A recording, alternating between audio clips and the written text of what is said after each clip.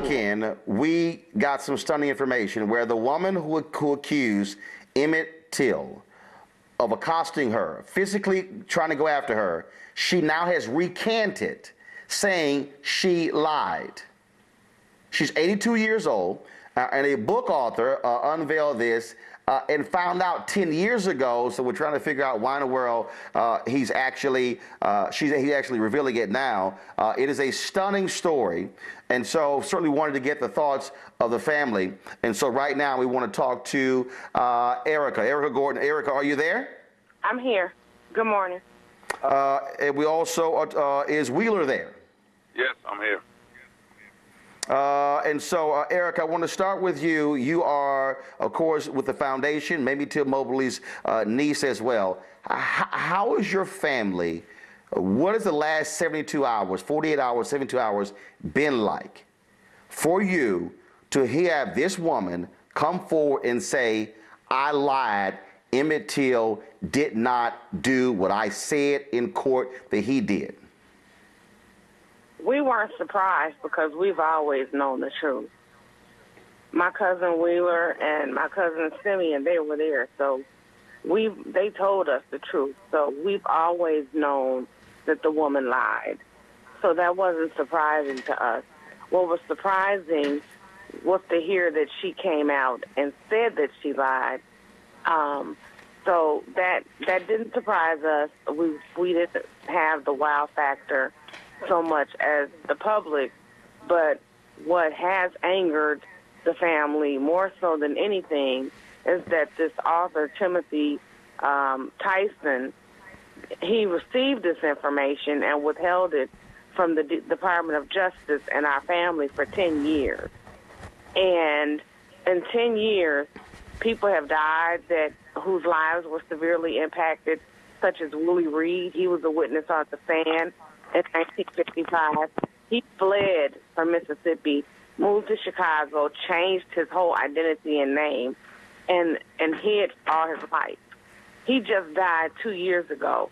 That information could have impacted his life tremendously. Mm-hmm. You know, there are people who needed to hear that information that never had an opportunity to hear that information. But we know that it's a marketing strategy that Mr. Tyson held on to that because his book is coming out. So he waited until he was ready to release his book to make a profit off my family's name. Black History Month. Yes. Wheeler Parker Jr. That has angered us more than anything. Well, here's the question I got, Wheeler. She obviously perjured herself, and I don't care if she's 82 years old or not. Shouldn't she go to jail? Tom, actually, I said the exact same thing over the weekend on social media, where I said that absolutely she should be charged with perjury, no doubt, because she lied on the witness stand. Now, whether or not they do that, we'll find out from the prosecutors. Wheeler, I have to ask you. You were in the bedroom. You were not in. There were two bedrooms. Simeon Wright was there in the bedroom with Emmett. You were in the other bedroom. Just for we've heard the story. But certainly for you, as somebody who was with Emmett on that day, you also were with him at the store earlier, correct? Yes. What actually happened at that store? At the store, when we arrived at the store, I went into the store, and I was purchasing some things. And while I was in the store, Emmett came into the store. And I left Emmett there, and Simeon came right in behind me. Nothing happened at all while we were there in the store, not at all. He never said anything to her. He couldn't touch her because she's behind a counter, which is about 3 to 4 feet wide. So you can't reach over and touch a person. This was their store. This was Bryant's. Is that correct? The store you all went into? And the woman who's now recanting her story was the wife of the owner, right? Exactly. And no conversation. She said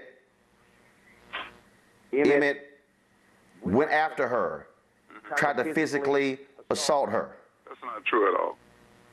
And for over 60 years, Emmett has been put in a bad light, and it's been so painful. For 60 years, they made it seem like he got what he deserved.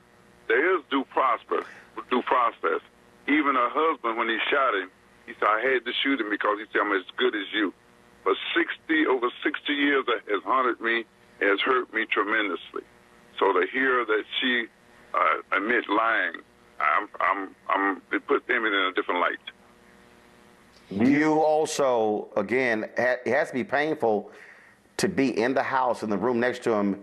You were awakened by him being kidnapped. Oh, it was pure terror, sir.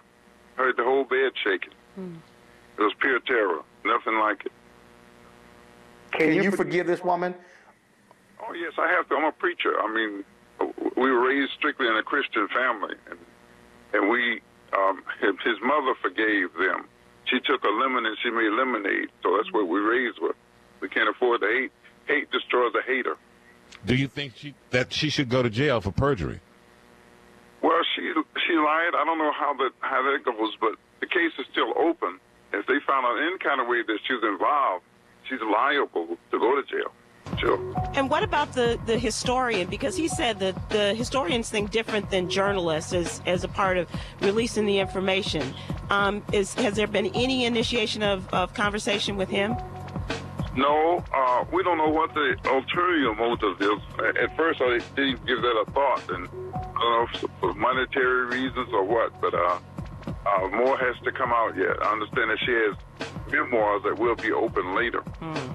2036. Well, let me be perfectly clear. I don't believe any of us or anyone should buy that memoir. She should not profit off of this. And if she does sell this book, she should not get a dime, and that money should go to the Emmett Till Foundation and to the family, because her lie led to his lynching. Yeah, there should be no profit from this for her. All right. Erica Wheeler, we appreciate it. Thanks a lot. Kickstart your day at 7 and get the news you need from the perspective you want. NewsOne Now with Roland Martin. Every weekday morning at 7 on TV1.